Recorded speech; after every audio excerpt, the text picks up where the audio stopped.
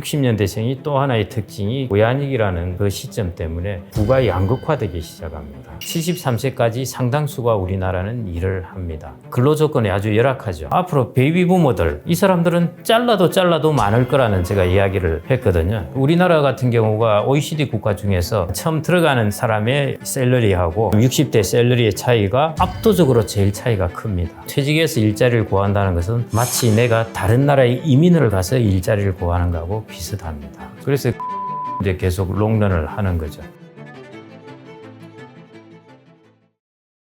머니인사이드 구독자 여러분 안녕하십니까? 미래에셋 자산운용 고문으로 있는 김경록입니다.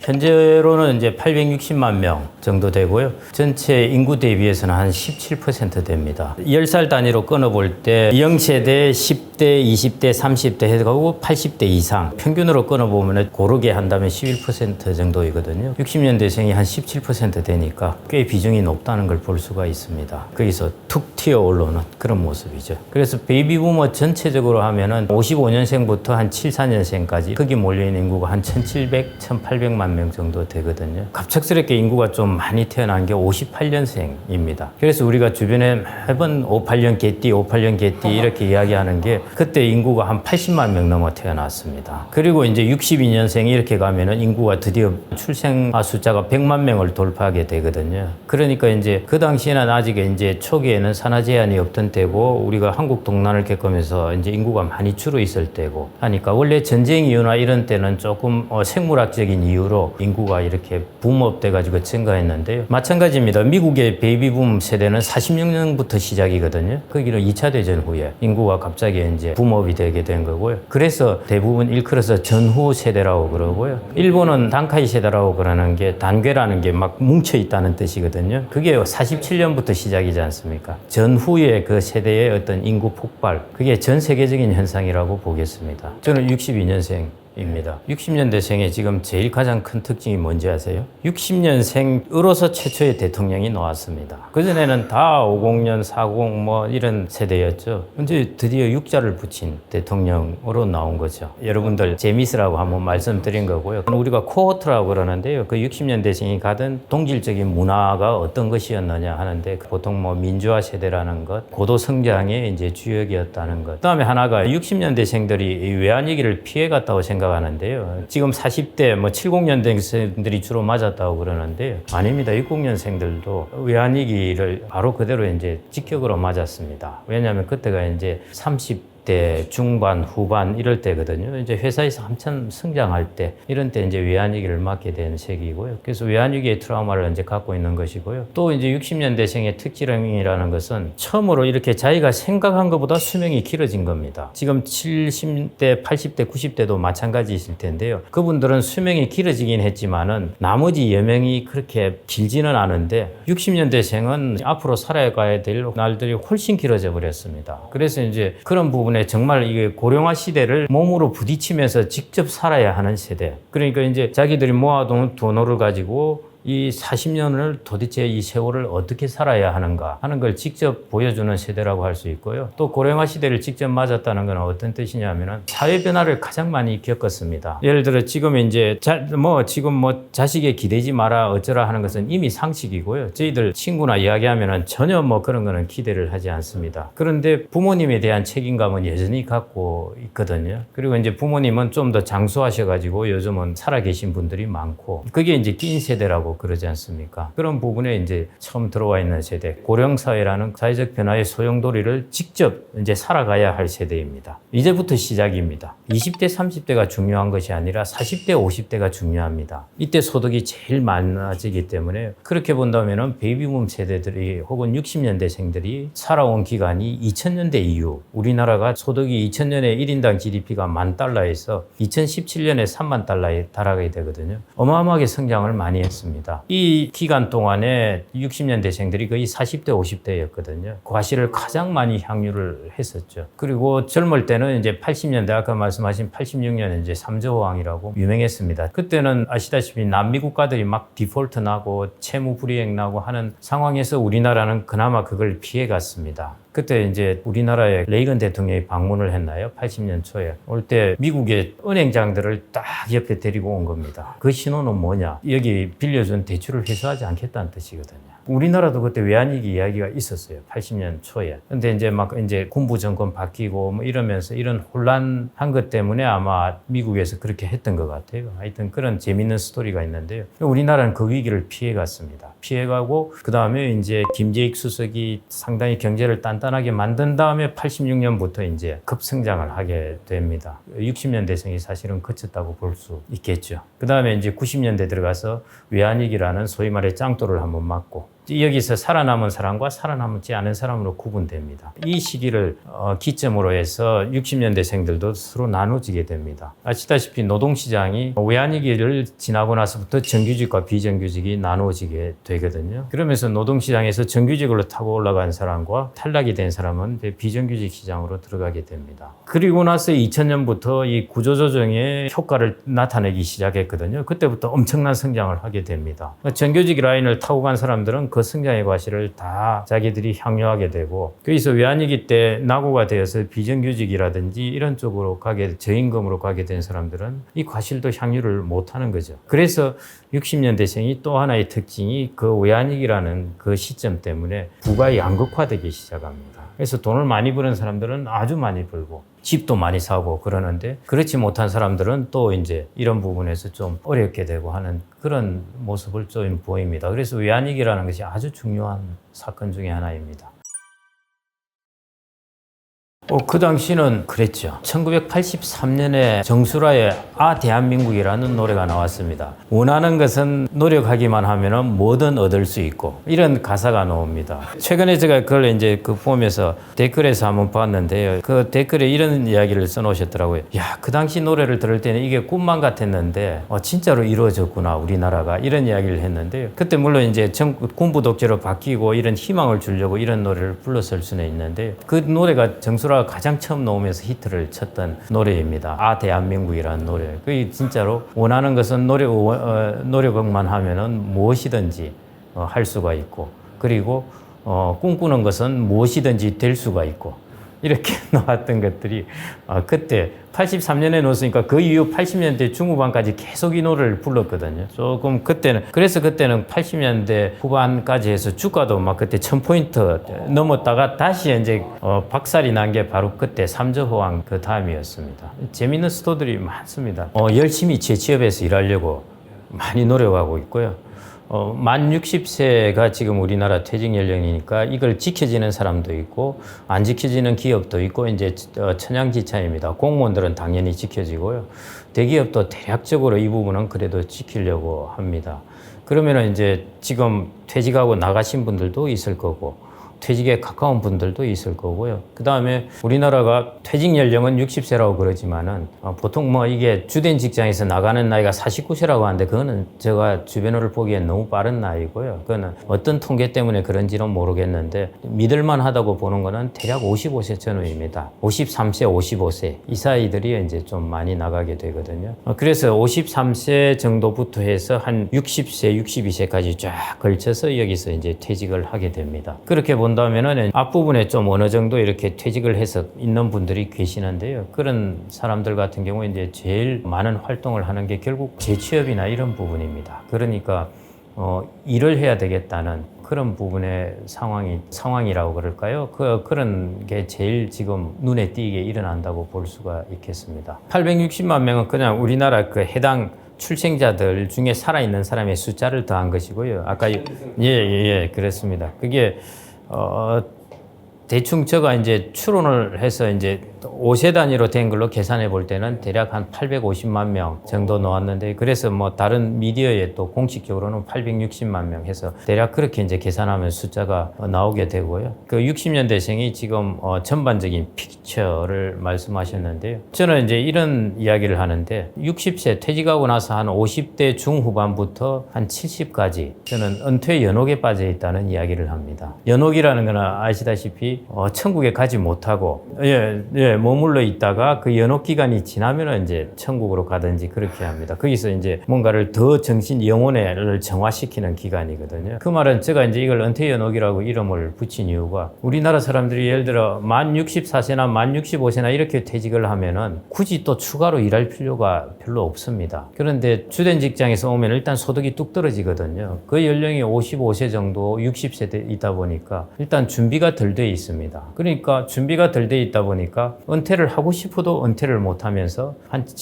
우리나라 공식적으로 OECD 통계로는 73세까지 모두 다는 아닌데요. 73세까지 상당수가 우리나라는 일을 합니다. 근로 조건이 아주 열악하죠. 공공근로 일을 하더라도 일을 하는 걸로 그렇게 되니까요. OECD 국가들 중에 우리나라보다 조금 더 일하는 것이 멕시코 하나 빼고는 우리나라가 그 다음입니다. 60년대생이나 이런 사람들이 맞이하게 되는 특징은 이제 은퇴 연옥 기간을 좀 거쳐야 한다는 것이죠. 은퇴를 했을 때 좀 더 편하게 지내는 삶을 살지 못하고 한 10년 정도는 노동시장에 좀 더 있다가 그러다가 이제 완전히 은퇴를 하게 된다는 것입니다. 그게 우리나라 노동시장에서의 가장 큰 특징입니다. 다른 선진국 노동시장하고는 달리요. 우리나라 노동시장은 60대의 노동시장 참가율이 아주 높습니다. 그러면 도둑같이 찾아왔다는 거는 이제 딴 게 아니고요. 60세라는 정년이 지켜진다면은 이제 자기가 예상을 하고 있죠. 그래서 공무원들은 다 예상을 합니다. 그래서 1년 전부터 교육도 받고 대기업에서도 이제 그렇게 하죠. 그렇게 하는데 이제 그런 조건이 갖춰지지 않은 곳은 진짜로 55세나 53세 갑자기 직장에서 나가야 된다고 생각을 해보십시오. 정말 생각지도 않게 찾아온 거죠. 그야말로 이제 도둑같이 찾아오는 겁니다. 그런 분들이 받는 심적 타격이라는 것은 어마어마하게 큽니다. 제 주변에 좀 큰 직장이 있다고 그러더라도 비교적 금융계 같은 경우에는 이런 게 좀 자유롭거든요. 한 1년치 줄 테니까 그냥 나가주세요 하면은 그냥 나가야 됩니다. 그러면 한 53세, 52세 이런 사람들이 그런 이야기를 들었을 때는요. 그 충격이라는 게 왜냐하면은 애들은 10대 이렇게 있고 그러는데 야 이거 어떻게 하냐 해가지고 물론 이제 대부분 한 1년이나 6개월 1년 지나면 재취업은 합니다. 재취업은 하는데 또 그렇게 못하는 사람도 있긴 하니까요. 그래서 그때 받는 충격이라는 것은 정말 어마어마하게 큽니다. 우리가 호랑이가 나타날 것이다 이렇게 뭐 다 예상을 하고 있는 거나 그런 거 하고요. 호랑이가 직접 자기 앞에 나타난 거하고는 천양지차가 나듯이 내가 언젠가는 퇴직을 할 것이라고 생각하던 거하고 그게 직접 닥쳐서 내 월급이 통장에 하나도 안 들어온 것을 볼 때는 진짜 속된 말로 살뜰리는 일이 발생합니다. 충격이 어마어마합니다. 최근에 이제 프랑스 같은 경우는 퇴직 연령을 만 62세에서 만 64세로 연장을 하지 않습니까? 이제 일본이 만 70세이고 그러니까요. 거기에 비하면은 우리나라는 만 60세만 지켜줘도 그나마 굿입니다. 그런데 그러지 않고 5년, 7년 빠르다는 것이 진짜 큽니다. 5년, 7년 동안에 자기가 그만한 소득을 5년, 7년 모았다는 거하고 내가 이 소득을 절반만 모았다는 거하고는요. 그 이후에 60 이후의 삶이 완전히 달라집니다. 그래서 그런 사람들은 정말 도둑같이 찾아왔다고 느끼고 하늘이 무너지는 것 같은 그런 느낌을 가졌다는 것이요. 그런 일찍이 이제 그런 통보를 받으신 분들은 그래서 집에 말도 못하고 혼자 왔다 갔다 하기도 하고 했던 게 그런 부분의 충격 때문입니다. 그러니까 60년대, 70년대생 숫자가 아주 많잖아요. 이 사람들을 많이 뽑았습니다. 직장에서 윗대가리의 숫자가 많은 거예요. 직장이라는 것은 어떻습니까? 우리나라는 수평적 조직이 아니잖아요. 수직적 조직입니다. 은행에 지점장도 한 명 있어야 되고요. 그러니까 이 사람들이 있어서는 밑에 사람들이 올라올 수가 없죠. 저희들이 농담삼아 그러는데 제일 윗대가리 한 명 나가면은 인사가 숨통이 트인다 그러거든요. 한 명 나가면은 밑에 한 명 올라오고 여기 올라오고 다 와서 인사가 숨통이 트이는데 이 사람이 계속 앉아 있으면은 밑에가 움직이지를 않는 겁니다. 뭐 만년 과장, 뭐 부장. 그런데 조직 입장에서 보면은 조직의 활력을 위해서는 뭔가 승진도 하고 그다음에 젊은 사람도 조금 매니저를 하게 하고 이렇게 해야 되는데 그런 요인들이 좀 크죠. 그래서 저는 이전부터도 했던 이야기가 앞으로 베이비 부모들 이 사람들은 잘라도 많을 거라는 제가 이야기를 했거든요. 왜냐하면 여기 그때 제가 그랬잖아요. 그 당시 대기업이나 이럴 때 취업하자고 합격 통지서가 5군데씩 이렇게 날아온다고요. 이 사람들이 그때 다 취업을 했죠. 그래서 이제 쭉 같이 성장을 했는데 이제 우리나라는 장기 저성장이지 않습니까? 그러니까 성장은 이제 좀 정체된 데다가 우리나라는 수직적 구조이다가 그러니까 위에 사람을 많이 둘 수가 없습니다. 그래서 이제 자꾸 구조를 수평적 구조. 그 내가 뭐 나이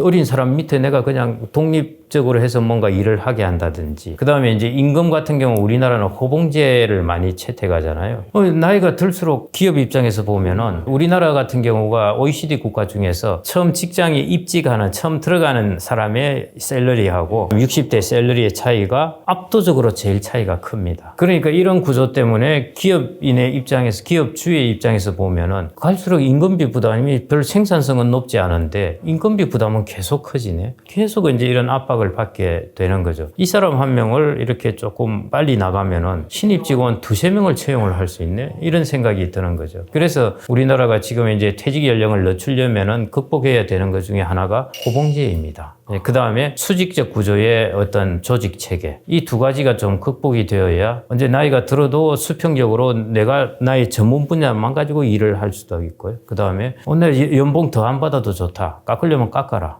이렇게 하면서 대신 내가 일을 좀 더 하고 싶다. 이런 것들의 이제 분위기가 되어야죠. 호봉제가 이렇게 계속 지속돼 가지고는 쉽지가 않습니다. 그 조직에서는. 그래서 이런 부분 때문에 우리나라는, 그리고 우리나라는 또 제조업 이런 쪽이니까요. 제조업 중심이고 하니까 더욱더 조직이 위계적 조직을 가지고 있습니다. 이게 서비스업이라든지 이런 거 같으면은 뭐 영업이라면 지가 나가서 영업하면 되는데요. 그런 게 아니거든요. 탁 명령을 하면 이제 착착착 움직여야 되니까요. 그러다 보니까 위계적 구조를 많이 가지고 있고, 이런 구조화에서는 이게 많은 사람들을 60대 넘어까지 이렇게 고용을 하기가 쉽지가 않은 그런 구조입니다. 그런 사람들이 많습니다. 착각하기 쉬운 것 중에 하나가요. 대기업에 있는 사람들은 특히 그렇습니다. 대기업의 가장 큰 특징은 뭐냐면은 시스템과 자본입니다. 그 시스템이라는 게 철저하게 분업화돼 가지고 어마어마하게 분업화된 구조입니다. 그래서 나는 여기에서 생산성을 엄청나게 높일 수가 있어요. 그런데 내가 다른 곳을 여기서 나오게 된다면은 이런 분업화된 이런 효율적인 시스템을 자기가 다 해야 돼요. 그렇기 때문에 생산성이 뚝 떨어집니다. 왜냐하면 그 경험이라는 것이 결국 회사의 자본이 받쳐준 부분이거든요. 회사의 자본과 시스템이 받쳐준 것이니까요. 그게 사라져버리고 나서 타기가 쉽지 않다는 거죠. 그래서 이제 회사의 자본이나 시스템이 없이도 일자리를 얻을 수 있는 그런 특기를 가진 사람들이 살아남습니다. 제가 이제 비유를 들면 이런 건데요. 만일 한국에 있는 사람이 미국이나 캐나다로 이민 갔을 때 이 사람은 어떤 직업을 택할 것인가? 일자리를 뭘 구할 것인가? 그게 주된 직장에서 퇴직했을 때 일자리를 구하는 거하고 거의 비슷합니다. 주된 직장에서 퇴직해서 일자리를 구한다는 것은 마치 내가 다른 나라에 이민을 가서 일자리를 구하는 거하고 비슷합니다. 캐나다나 이런 데로 이민을 간다면은 어떤 사람이 가장 직업을 잘 구할 수 있겠습니까? 그럴 뿐만 아니라 어떤 노하우를 가진 사람이겠습니까?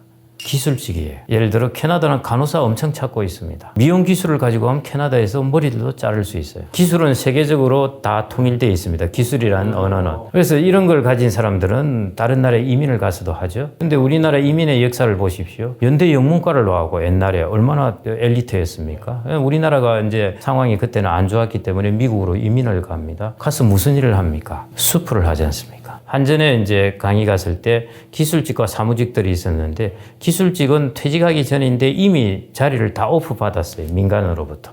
사무직들은 아니에요. 제가 철도공사에 있는 분도 만나 뵀는데 기술 관련된 것이니까요. 그분은 이미 민간 두세 곳으로부터 오퍼를 받았고 자기가 선택을 하면 된다고 그러거든요. 자기가 가진 기술은 자본이나 이런 게 받쳐줄 필요가 없어요. 어디든 가서 이걸 자기가 자본이니까요. 그렇게 할 수 있는 부분이고, 그 다음에 그런 게 없는 사람이 우리나라가 이제 이민사회 갔을 때 했던 것들이 이제 수프를 한다든지 세탁소를 한다든지 그런 거지 않습니까? 똑같은 일인 것입니다. 그래서 이제 기술이 없는 사람들은 공부를 해서 전문 자격증을 따려고 하는 길을 택하는 거죠. 그래서 결국 이제 자기가 가진 기술, 이것도 전문성이니까요. 이걸로 가고, 쉽게 말하면 이민 가서 자격증을 따는 그런 셈이죠. 자격증 따면은 뭔가 일자리는 그래도 좀 생길 수가 있으니까요. 그런 거라고 보시면 되고요. 내가 여기서 머리도 좋았고 박사학위도 받았고, 아니에요. 박사학위보다도 전문적인 자격증 하나가 더 유리합니다. 사무직은 지금도 문과는 보면 아시겠지만은 이과와 문과를 보시면은 이과 같은 경우에는 보편적으로 자기의 기술을 가지고 있고요. 문과는 아주 이 중에서 문과도 괜찮아요. 문과도 소수의 사람들이 불을 지게 됩니다. 이과의 사람들은 보편적으로 불을 지는 거죠. 예를 들어 이과 사람들이 의사를 했다고 해서 의사 한 명이 불을 다 가져가는 게 아니에요. 의사라는 기술을 가지고 있으면 보편적으로 돈을 벌어요. 그런데 문과는 그런 게 아니에요. 문과는 소수가 독점을 합니다. 마찬가지 퇴직을 하고 나서도 CEO CEO를 한다든지 경력을 잘 쌓아놓은 사람들은요, 나이 70까지도 일을 해요. 뭐 사회이사 일도 하고 뭔 일도 하고 여기저기 몇 개 일을 걸어놓고 일을 합니다. 사회이사를 뽑는다, 그 사람들이 네트워크도 가지고 있고 경륜도 가지고 있으니까요. 어디 내보이기도 괜찮고 탁 이렇게 해놓으면은 자기들 방패막이도 될 수도 있고 다양한 특징들을 가지고 있죠. 장점들을. 그러니까 그런 분들은 이제 아마 주변에 보면은 가끔씩 보실 거예요. 나이가 70 중반이라도 계속 일을 하세요. 그게 이제 고위 관료 이런 사람들은 희소성이 있잖아요. 그리고 경륜도 있는 것이고 그래서 그런 분들은 이제 계속 롱런을 하는 거죠. 그래서 문과 쪽은 아주 소수만이 그렇게 퇴직후가 괜찮고요. 나머지는 보편적으로 그래서 쉽지가 않고요. 그래서 제 친구들이 이제 주로 이과 쪽이 오히려 롱런해요. 근데 문과 쪽에는 자격증 공부 많이 하고 있습니다. 내 시험 보는 재주로 자격증 공부하자 해가지고요.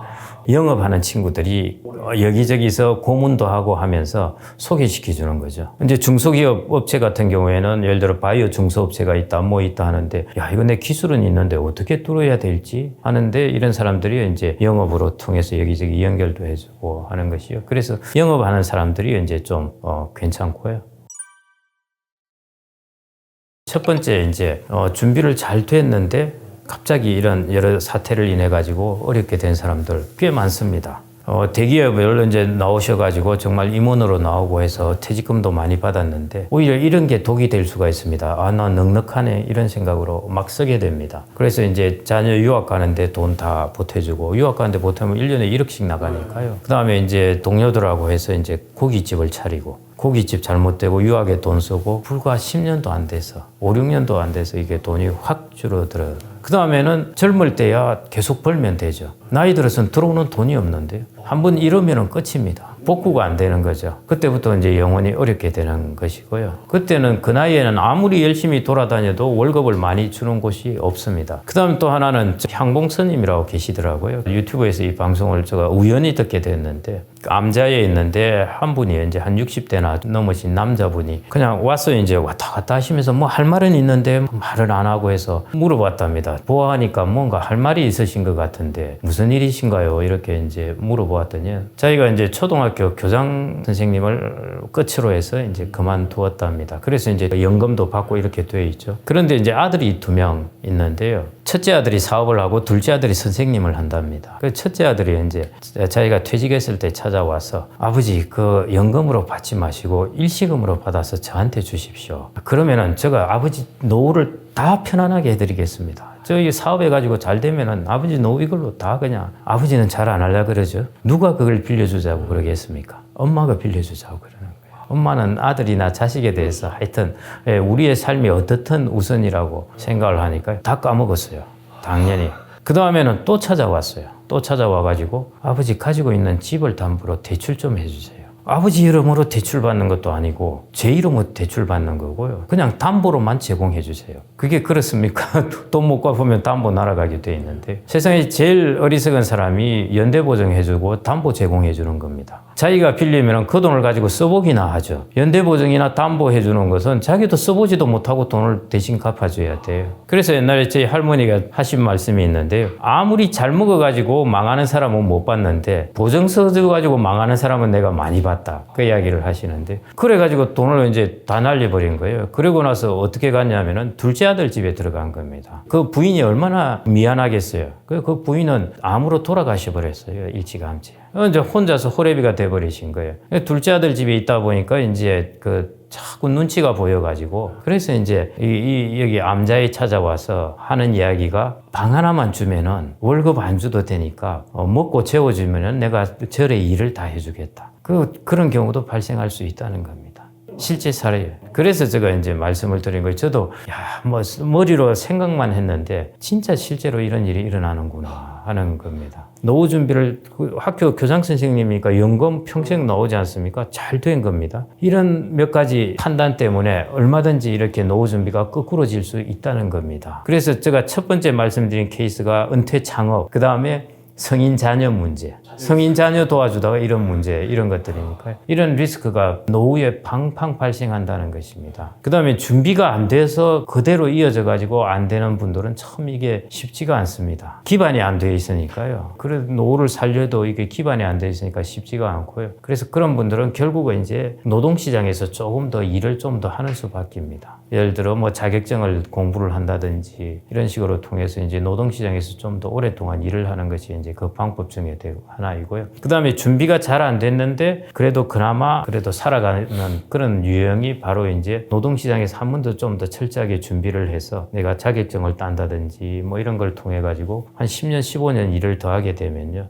돈을 5억, 10억 모은 건 못지않게 이게 효과가 있습니다. 내 돈 10억 모았네? 뭐 이래 가지고 그냥 일할 타이밍 놓쳐버리고 60세부터 계속 놀고 있다. 그러면서 이 돈을 까먹는다. 금방 돈 날아가요. 그런 경우가 인생 후반에 가서도 얼마든지 자기가 모아놓은 것과 달리 다른 길을 밟게 될 수가 있다는 것입니다. 내가 퇴직 때 60세까지 정말로 이제 다 했다. 앞으로는 이제 뭐 편하게 쉴 날만 남았네. 그게 아니고요. 이거 구조를 잘 짜셔야 돼요. 그리고 유혹을 잘 유혹되지 말고요. 잘 이겨내는 거. 그것도 꼭 중요한 부분 중에 하나입니다. 저 아는 이전에 이제 국회의원 한 분이 계셨는데요.